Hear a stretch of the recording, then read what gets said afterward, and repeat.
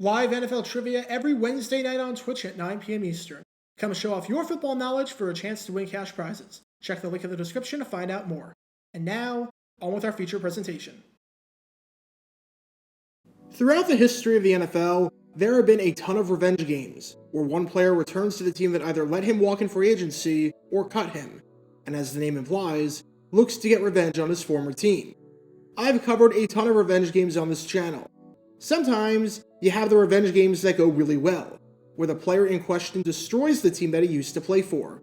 Deion Sanders and his iconic pick 6 against the Atlanta Falcons in 1994 is a great example of this. Other times, you have the revenge game that goes horribly wrong, where the player in question shows that the team made the right choice in letting him walk. Broncos running back Tony Reed against the Kansas City Chiefs in 1981, where he had 4 carries for -5 rushing yards, is a great example on the other end of the spectrum. You can learn more about that by clicking the card in the upper right corner. But what all players want more than anything else is a chance to prove their former team wrong. Whether it works out or not is to be determined on the field, but the player just wants a chance to show their skills if possible. For a player in this situation, nothing is more heartbreaking and frustrating than being inactive for one of these games. Now, sometimes it's out of necessity, but if you're not injured and the coach just makes you inactive as a healthy scratch, well, that's an entirely different story. And it's even worse when you have family and friends in the stadium expecting you to play, and they don't even see you in uniform. And it's even worse when the coach doesn't tell you until literally 90 minutes before the game, keeping you completely in the dark about this entire thing. Well, on opening day of the 2004 season, that's exactly what happened with this man right here.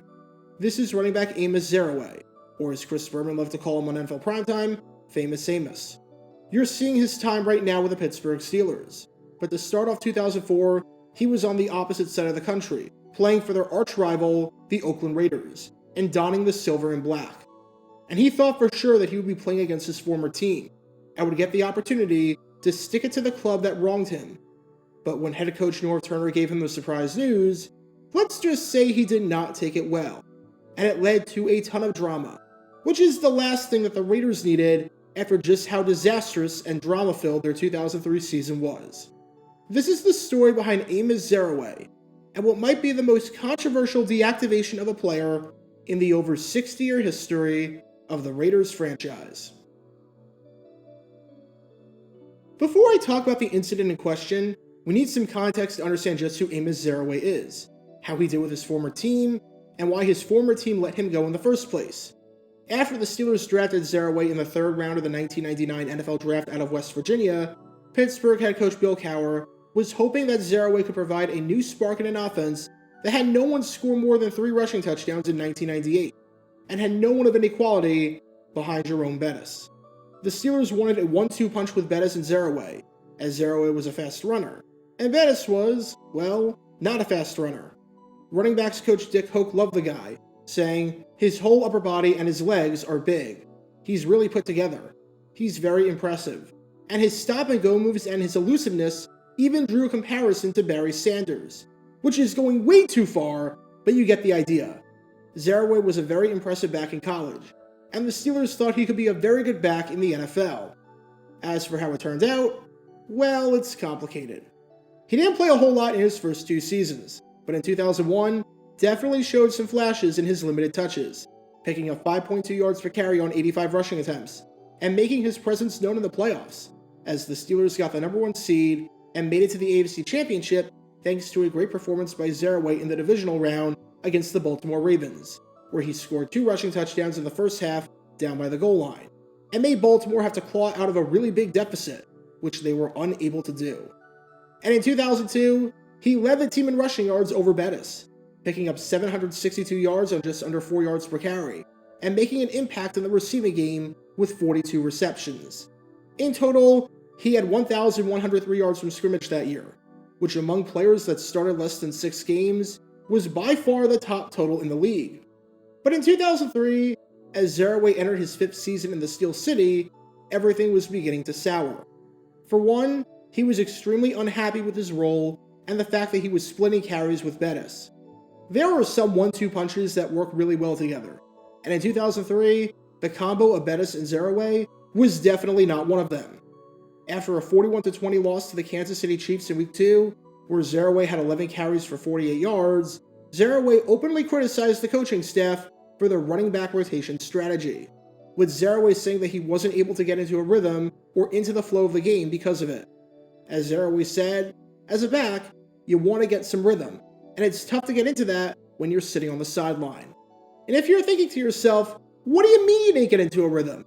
You averaged 4.5 yards per carry. Well, this is one of those times where the numbers were incredibly misleading. Sometimes the numbers lie, because Zereoue got gains of 15 and 22 yards on his final 2 carries, when the Chiefs were in a relaxed defense trying to hold on to their lead in the fourth quarter and not allow anything down the field. That means that on his first 9 carries, he only picked up 11 yards, averaging just over 1 yard per carry. When you put it like that, yeah, he's got a point about the whole rhythm thing, especially when you consider that Cowher named him the starting running back at the end of the preseason over Bettis. 1 month later, Zereoue lost his starting job to Bettis again after a game against the Denver Broncos, where in a 17-14 loss, which marked the team's 3rd straight loss, he had just 15 rushing yards on 10 carries, averaging a mere 1.5 yards per carry. And Zereoue wasn't happy about that, especially after Cowher didn't really give a reason for why he made the switch. Cowher said on making the move, it wasn't anything he really didn't do. That's always good coaching that is bound to make the players like you. Why did I get benched? I don't know. You didn't do anything wrong. I just have a feeling. Zereoue felt that he was being singled out for the running game being bad, and that he was a scapegoat more than anything.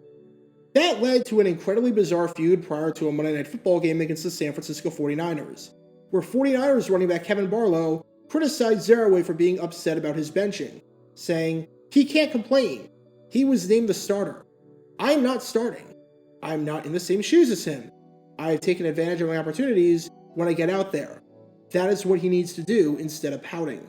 He needs to go out there and take advantage of his opportunity. He had the starting job.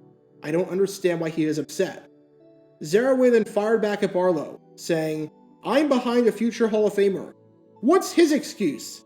Dude can't even beat out Garrison Hurst, a guy who had a career-threatening injury. He's been the future for them since he came out of college, and he's still not the starter.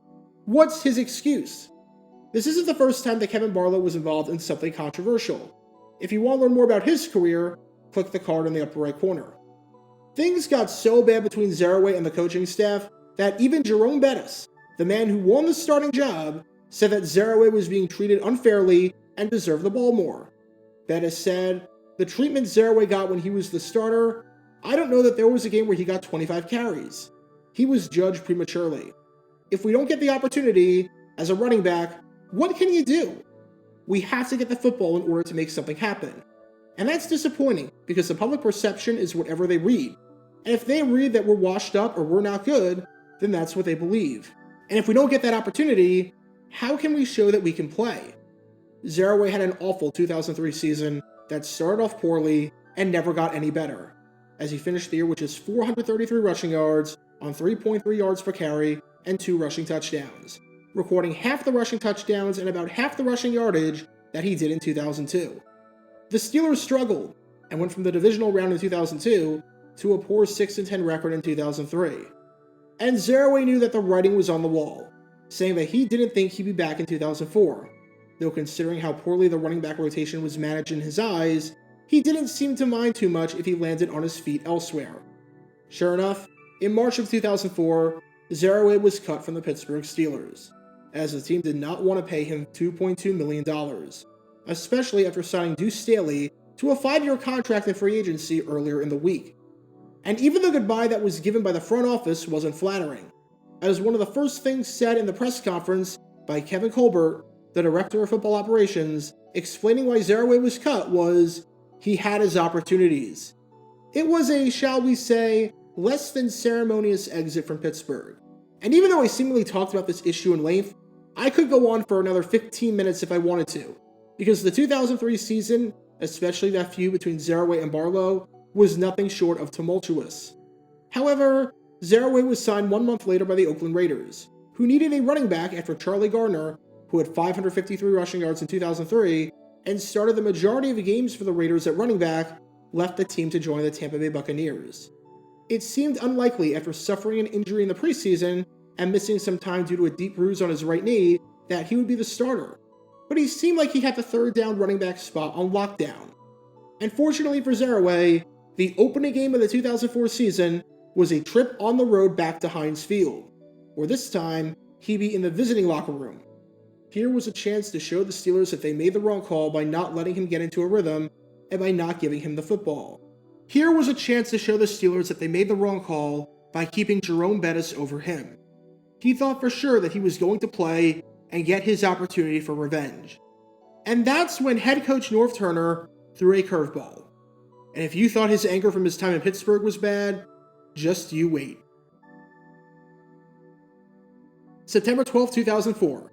It's opening day of a brand new NFL season, and we have an AFC matchup between the Pittsburgh Steelers and the Oakland Raiders.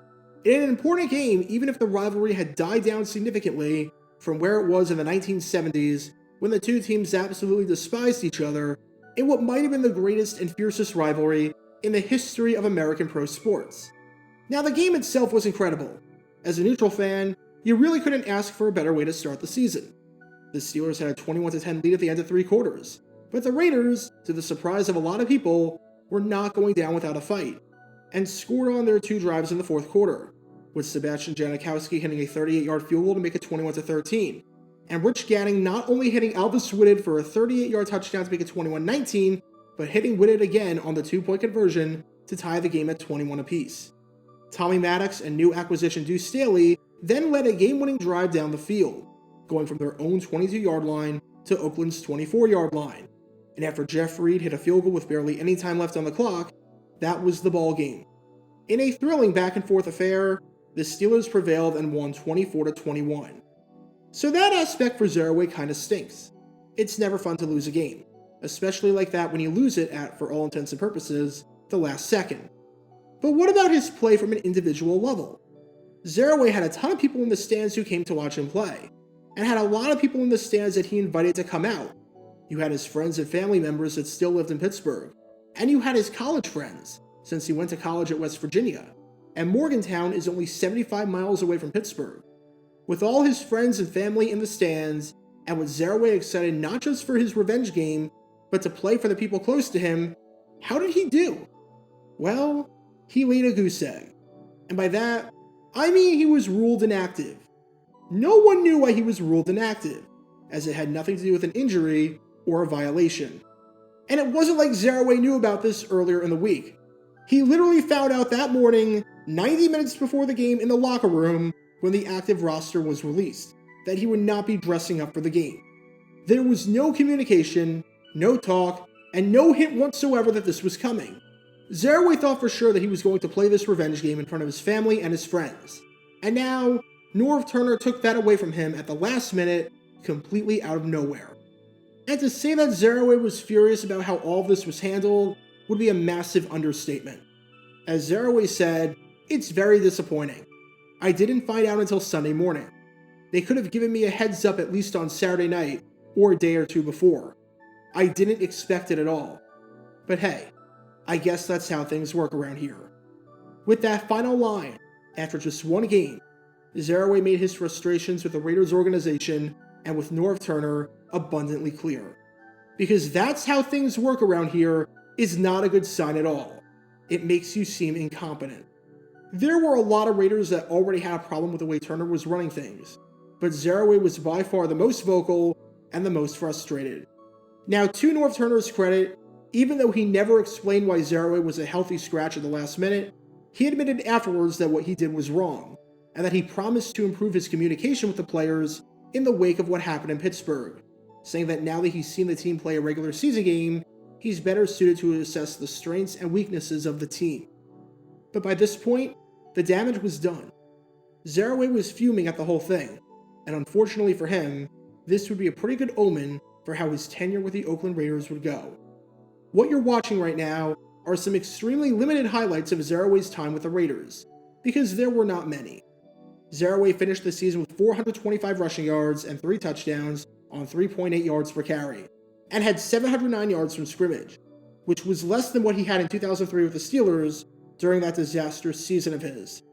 Over the second half of the season, Zereoue barely played, as he lost a ton of playing time after a performance against the San Diego Chargers on Halloween where he had 6 carries for -1 yards, meaning that you watching this video right now, regardless of whether you were alive or not, had more rushing yards on Halloween in 2004 than Amos Zereoue did. And Zereoue played 3 games for the Patriots in 2005, but didn't do much of anything, and he was out of the league for good after that 2005 campaign. It was one of those careers where the moment things started going downhill, they just kept snowballing, and eventually, it got past the point of no return. But this entire debacle on opening day of the 2004 season emphasizes an important lesson in being a head coach, which is something that Norv Turner did not do a good job of at all, and clearly found out the hard way. Communication is everything. Communication is essential. Being a good X's and O's guy is not enough. You have to be able to know how to communicate with your players. And not giving a player a heads up that he's going to be a healthy scratch, even though he didn't break any rules that would lead to this, and not telling a player who is about to play in front of a bunch of family and friends and go up against his former team until 90 minutes before the game that he won't be suiting up is just wrong on so many levels. Because when it comes to how Norv Turner handled the deactivation of Amos Zereoue, it was truly a swing and a miss. Get your official Jaguar Gator 9 merchandise by going to jg9shop.com, and be sure to like this video, ring the notification bell, and subscribe down below if you haven't already, as it helps the channel out a lot. And be sure to check out Twitch every Wednesday night at 9 PM Eastern for your chance to play NFL Trivia and win cash prizes, link in the description below. If you want to see videos like this condensed down to 60 seconds, then follow me on TikTok at Jaguar Gator 9. To see college football videos, subscribe to Jaguar Gator 8. To see highlight videos of players throughout the history of the NFL, subscribe to JG9 Highlights. Also, special thanks to all of our Patreon supporters for helping out the channel. Your support is greatly appreciated. So you can become a patron and request future video topics in the description below.